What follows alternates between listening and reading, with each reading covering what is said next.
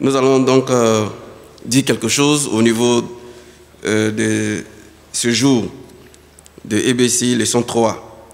Permettez que je puisse reprendre cette lecture de 3 versets. Longtemps après, le roi d'Égypte mourut, et les enfants d'Israël gémissaient encore sous la servitude et poussaient des cris. Ces cris que leur arrachait la servitude montaient jusqu'à Dieu. Dieu entendit leur gémissement et se souvint de son alliance avec Abraham, Isaac et Jacob. Dieu regarda les enfants d'Israël et en eut compassion. Alléluia. Ce jeudi passé, nous avons eu encore à être enseignés. Rappelons que depuis l'entame de ce livre d'Exode, il est dit qu'on ne peut pas détacher la vie chrétienne des difficultés. Voilà, c'est une combinaison qui marche. Voilà, on ne peut pas séparer. C'est comme un foutou qui a été pilé avec du manioc et de la banane. Quand le foutou est fait, en tout cas, ce sera difficile de reconnaître le manioc et la banane. Ça marche toujours ensemble. Tant qu'on sera sur terre, tant qu'on suivra Jésus, cette réalité sera constante. Peut-être même va voler en pic, mais ça marche toujours. Les enfants d'Israël, avec Joseph, par le biais de Joseph qui arrive en Égypte, pardon, et quand Joseph n'était plus, les Égyptiens ont dit qu'ils allaient se multiplier, ils allaient les dominer s'il y avait des ennemis.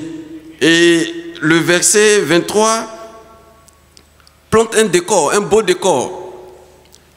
Quand il est dit que le roi d'Égypte mourut et les enfants d'Israël gémissaient encore, c'est-à-dire que la difficulté ou les difficultés ont pris une proportion très grande, forte même. Et ces cris-là, ce n'étaient pas des cris de joie, ce n'étaient pas des cris de fatigue pour dire « Ah, aujourd'hui je suis fatigué », non. C'était la servitude, c'était le travail qui se faisait. On voit les pyramides qui ont été construites, que nous voyons en Égypte, qui font la fierté des Égyptiens.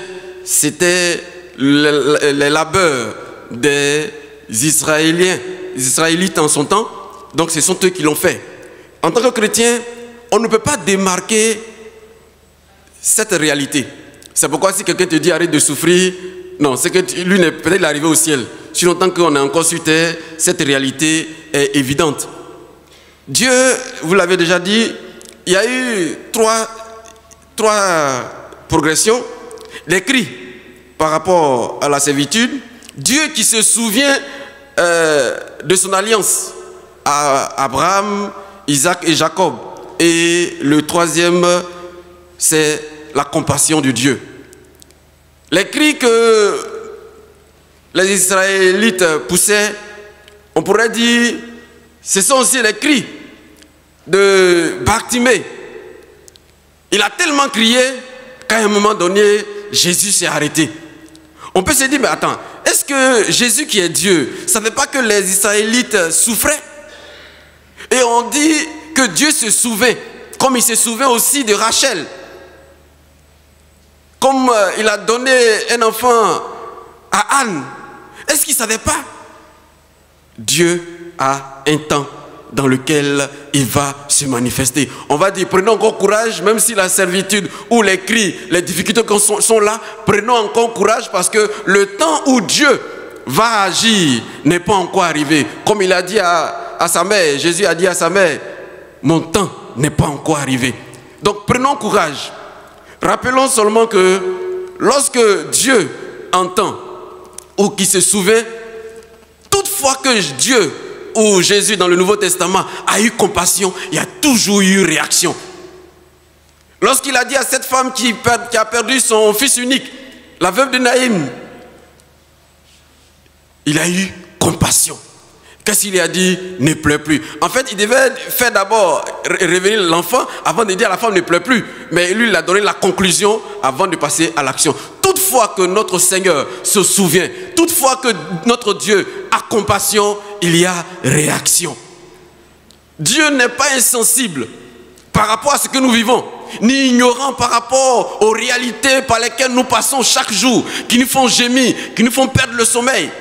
Mais rappelons-nous que le temps de Dieu n'est pas encore arrivé. Quand ce temps arrive, il n'y a rien qui peut l'arrêter. Quand l'Éternel se lève, il y a toujours quelque chose à notre faveur. J'entends les bruits qui annoncent ta solution, mais le temps n'est pas encore arrivé.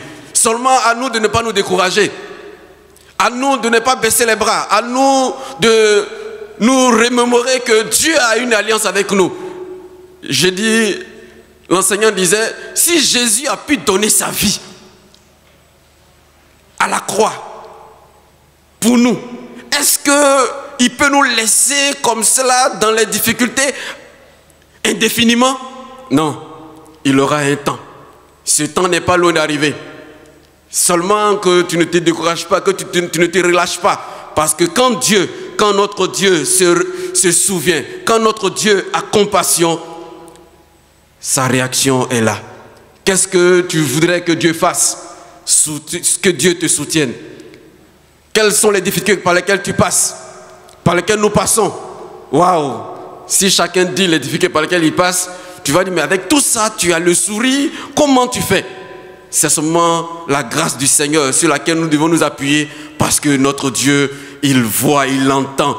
Quand on lit un peu devant au verset 7, l'Éternel dit, j'ai vu la souffrance de mon peuple qui est en Égypte. J'ai entendu les cris que leur font pousser les oppresseurs, car je connais ces douleurs. Je suis descendu pour les délivrer des Égyptiens, pour les faire monter de ce pays, dans ce beau et vaste pays. Alléluia.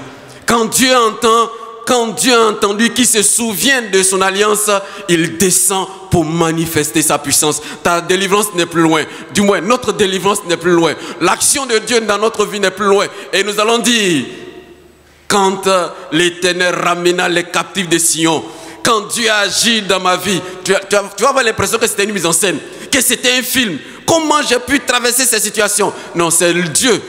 Parce que son temps est arrivé, il a pu agir. Alléluia. Dieu a compassion et Dieu, sa compassion nous permet d'être à l'œuvre, d'être manifeste. Que donc Dieu nous bénisse. On va prier le Seigneur. Prions ensemble.